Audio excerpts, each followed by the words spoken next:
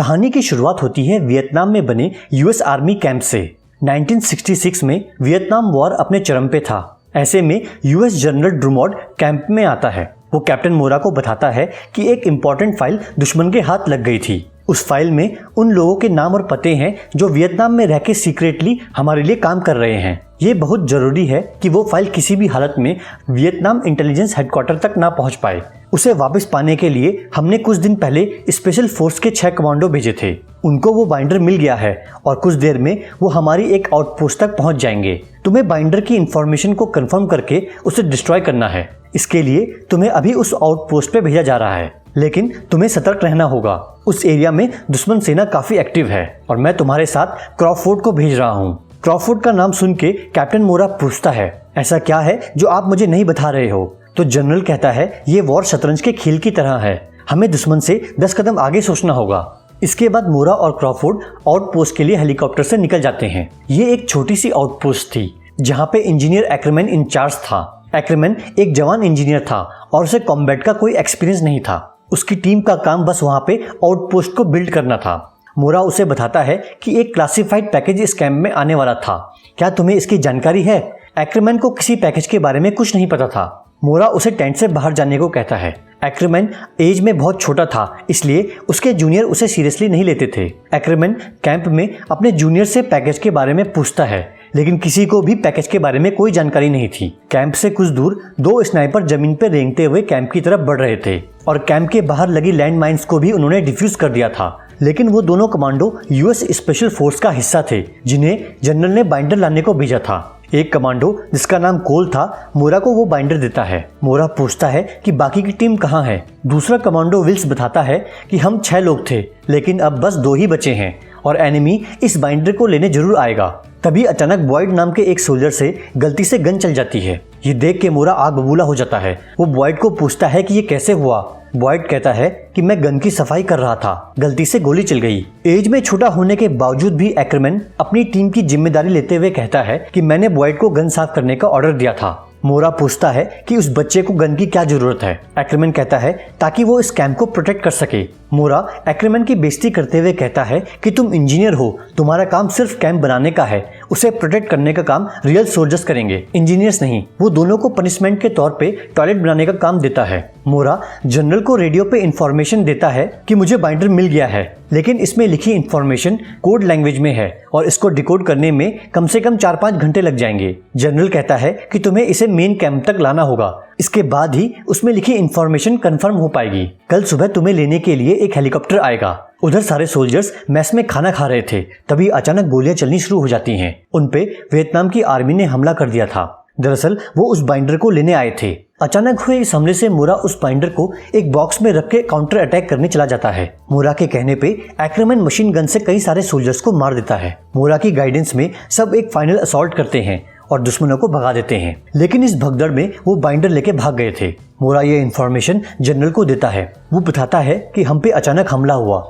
जिसमें हमारे 14 सैनिक मारे गए। हमने उनके 40 लोगों को मार दिया, लेकिन बाइंडर दुश्मन के हाथ लग गया है और हमें उनकी डायरेक्शन भी नहीं पता। 2-4 लोगों को छोड़ के मेरे पास रियल सोल्जर्स नहीं है। तो जनरल कहता है कि मैं अपने एक खास आदमी को भेज रहा हूँ और हमें किसी भी कीमत पे वो बाइंडर हासिल करना है। मोरा कहता है कि मैं आपको निराश नहीं करूंगा। इसके बाद हेलीकॉप्टर से मिलर नाम का लेफ्टिनेंट कर्नल अपनी डॉग के साथ कैंप में आता है। मिलर बहुत शातिर दिमाग का सोल्जर था। वो सर्च और रेस्क्यू मिशन का एक्सपर्ट था। वो मोरा को बताता है कि हमारा मिशन उन्हें ट्रैक करके बाइंडर को हासिल करना है। इसके बाद वो एक्रमैन से दुश्मनों की डेड बॉडी को एक सामने इकट्ठा करने के लिए कहता है। एक्रमैन के जाने के बाद मोरा मिलर को बताता है कि ये एक नया इंजीनियर है और इसे कॉम्बैट का कोई एक्सपीरियंस नहीं है। मिलर कहता है, मुझे यकीन है कि हमें एक्रमैन की जरूरत पड़ेगी, क्योंकि जैसा कि तुमने बताया दुश्मन ने अचानक से हमला किया और फिर गायब हो गए। इसका मतलब वो आसपास किसी सुरंग से आए थे। मिलर का डॉग डेड बॉडीज को सूंघता है और फिर उनकी टीम हंट पे निकल जाती है। रास्ते में रस्टी नाम का एक सोल्जर एक्रमैन की तारीफ करते हुए उससे कहता है कि तुमने मशीन गन को चला के हमारे कई साथियों की जान बचाई, आगे से तुम्हारे साथी तुम्हारी रिस्पेक्ट करेंगे। एक्रमैन कहता है कि अगर तुम ये बात थोड़ा जोर से कह दोगे तो शायद उसकी इज्जत बढ़ जाएगी। फिर रस्टी उसे समझाता है, रिस्पेक्ट किसी के बोलने से नहीं मिलती और अगर मुझे महसूस हुआ है तो औरों को भी महसूस हुआ होगा।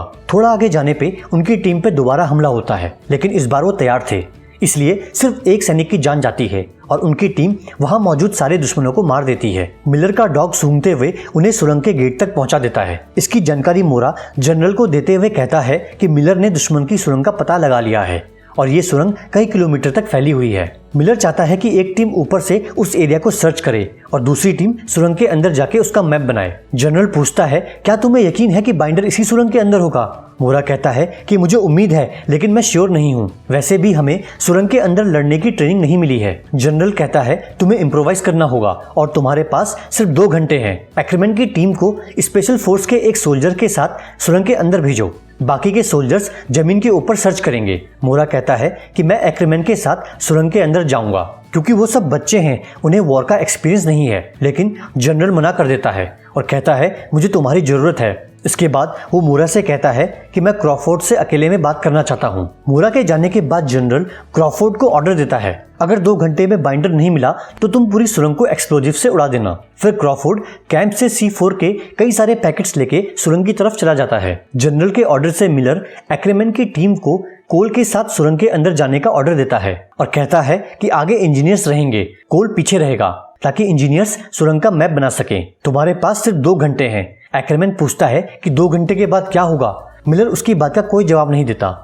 दरअसल एक्रीमैन और उसकी टीम को बलि का बकरा बनाया जा रहा था क्योंकि अगर 2 घंटे में बाइंडर नहीं मिलता तो क्रॉफोर्ड सुरंग को उड़ा देगा। अब सबसे पहले एक्रीमैन सुरंग में उतरता है और उसके पीछे उसकी टीम एक एक करके सुरंग के अंदर आती है। ये एक बहुत लंबी और अंधेरी सुरंग थी। मिलर और उसकी टीम ऊपर ग्राउंड में दुश्मनों को ढूंढना शुरू कर देती है। उनके जाने के बाद क्रॉफोर्ड सुरंग में C4 लगा देता है। टनल में कुछ देर चलने के बाद एक जंक्शन आता है जहां से 2 रास्ते जा रहे थे। एक्रीमैन के अलावा नेविंस नाम का इंजीनियर मैप को बना सकता था, तो कोल नेविंस और ग्लैडहिल को अपने साथ लेके एक रास्ते पे चला जाता है और मेरा, बॉयड, गेट्स और एक्रीमैन दूसरे रास्ते पे चले जाते हैं। सुरंग के अंदर उन्हें कई दिक्कतों का सामना करना पड़ता है, कभी मकड़ियां तो कभी बिच्छू उन्हें काट लेते हैं, लेकिन एक्रीमैन अपनी टीम के साथ आगे बढ़ता रहता है। उधर कोल, नेविंस और ग्लैडहिल दूसरी डायरेक्शन में आगे बढ़ रहे थे। तभी एक गड्ढे में गिरने से ग्लैडहिल की मौत हो जाती है। थोड़ी और आगे जाने पे उन्हें एक बंकर दिखाई देता है जिसमें 3 सोल्जर्स थे। कोल नेविंस को रुकने का इशारा करके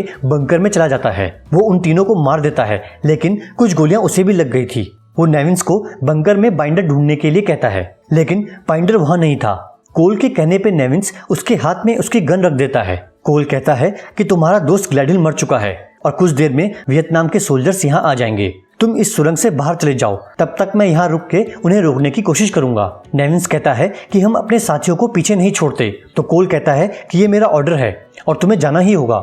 ना चाहते हुए भी नेविंस को वहां से जाना पड़ता है। थोड़ी देर में कुछ सैनिक वहां आते हैं। कोल 2-4 को तो मार देता है, लेकिन फिर वो उसे गोलियों से भून देते हैं। ऊपर क्रॉफोर्ड की टीम को सुरंग के एग्जिट पे वियतनाम का एक सोल्जर मिलता है। उसे मार के वो डिसीजन लेता है, हम खुद नीचे जाके इनको मार के 1 घंटे से पहले वापस आ जाएंगे। वैसे भी 1 घंटे बाद टनल के अंदर कोई नहीं बचेगा। उधर सुरंग के अंदर चलते चलते एक्रीमैन की टीम एक डेड एंड पे पहुंच जाती है और उनके पीछे पीछे नेविंस भी उन तक पहुंच जाता है। वो उन्हें बताता है कि कोल और ग्लैडहिल मारे जा चुके हैं। ये सुन के बॉयड और गेट्स घबरा जाते हैं। एक्रीमैन उन्हें समझाता है कि हमें ठंडे दिमाग से काम लेना होगा और हम बाइंडर ढूंढ के ही रहेंगे। फिर वो दूसरी डायरेक्शन में चलना शुरू करते हैं और थोड़ा आगे जाने पे उन्हें एक एग्जिट मिल जाता है। उस एग्जिट के गेट पे वियतनाम के 2 सोल्जर्स बैठे हुए थे। शक होने पे उनमें से एक सुरंग का ढक्कन खोलता है, लेकिन एक्रीमैन गन लेके तैयार था और गेट ओपन होते ही वो उसे गोली मार देता है, लेकिन एक गोली नीचे खड़े मीरा को लग गई थी। उसी टाइम मिलर की टीम भी वहां पहुंच के दूसरे सोल्जर को मार देती है। मिलर उन्हें बाहर आने के लिए कहता है।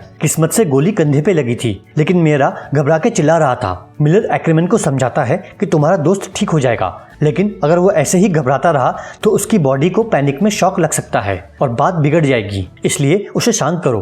एक्रीमैन मीरा के पास जाके उसे सिगरेट पिलाते हुए कहता है कि तुम्हें कुछ नहीं होगा, इसलिए तुम अब शांत हो जाओ और लेट के आराम करो। ये सुन के मीरा शांत हो जाता है, लेकिन एक्रीमैन को अभी तक बाइंडर नहीं मिला था, तो मिलर उसे दोबारा सुरंग में जाने के लिए कहता है। मजबूर होकर एक्रीमैन की बची हुई टीम को दोबारा सुरंग में जाना पड़ता है। कुछ दूर जाने पे उन्हें सुरंग में क्रॉफोर्ड और उसकी टीम मिलती है। बाइंडर को ढूंढते हुए सब सुरंग में चलना शुरू करते हैं। आगे जाने पे फिर से एक जंक्शन आता है। क्रॉफोर्ड की टीम लेफ्ट डायरेक्शन में और एक्रीमैन की टीम राइट डायरेक्शन में सर्च करने के लिए निकल जाती है। क्रॉफोर्ड के कहने पे एक्रीमैन उसी के साथ उस जंक्शन पे रुकता है। क्रॉफोर्ड एक्रीमैन का मजाक उड़ाते हुए कहता है कि जनरल ने तुम्हें बलि का बकरा बनाया है, वैसे भी तुम्हें लड़ने का एक्सपीरियंस नहीं है। कुछ देर बाद एक्रीमैन की टीम वापस आके उन्हें बताती है कि आगे जाके उनका रास्ता खत्म हो गया था, तो क्रॉफोर्ड उन्हें वहीं रुकने के लिए कहता है और अपनी टीम की डायरेक्शन में निकल जाता है। कुछ दूर जाने पे उनका सामना वियतनाम के सोल्जर से होता है। इस लड़ाई में क्रॉफोर्ड के दोनों साथी मारे जाते हैं और कुछ दूर जाने पे क्रॉफोर्ड भी मारा जाता है। उधर एक्kerman की टीम सुरंग में चलते चलते एक बंकर में पहुंचती है जहां वियतनाम के घायल सोल्जर्स पड़े हुए थे।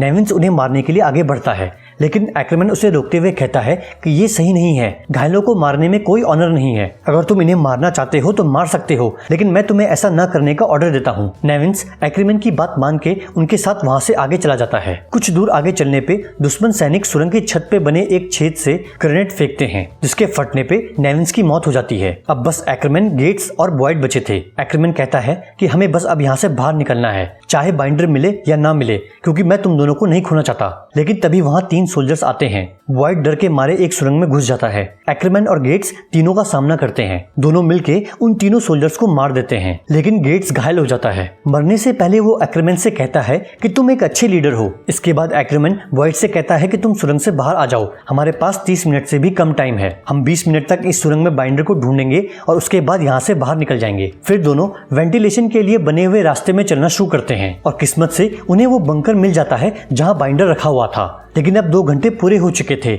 और इसी के साथ ही क्रॉफोर्ड के लगाए हुए C4 में एक्सप्लोजन हो जाता है। एक्सप्लोजन होने के कारण पूरी सुरंग ढहना शुरू हो जाती है, लेकिन एक्kerman और बॉयड सुरंग ढहने से पहले बाइंडर के साथ बाहर आ जाते हैं। कैप्टन मोरा जब ये इन्फॉर्मेशन जनरल को देता है तो वो बाइंडर जलाने का ऑर्डर देता है और कहता है कि मेरी बात एक्kerman से करवाओ। रेडियो पे जनरल एक्kerman को शाबाशी देता है, लेकिन जब मिलर बाइंडर को जलाने लगता है तो एक्kerman जनरल से कहता है इस बाइंडर को वापस लाने के लिए मेरे साथियों ने अपनी जान दी है, अगर इस बाइंडर को जला दिया तो उनके काम का कोई रिकॉर्ड नहीं रहेगा। फिर जनरल उसे समझाता है एक सैनिक की कुर्बानियों का कोई रिकॉर्ड नहीं होता। आज जो कुर्बानी तुमने और तुम्हारे साथियों ने दी है उसे तुम जीवन भर याद रखोगे। इसी के साथ ये मूवी एंड हो जाती है।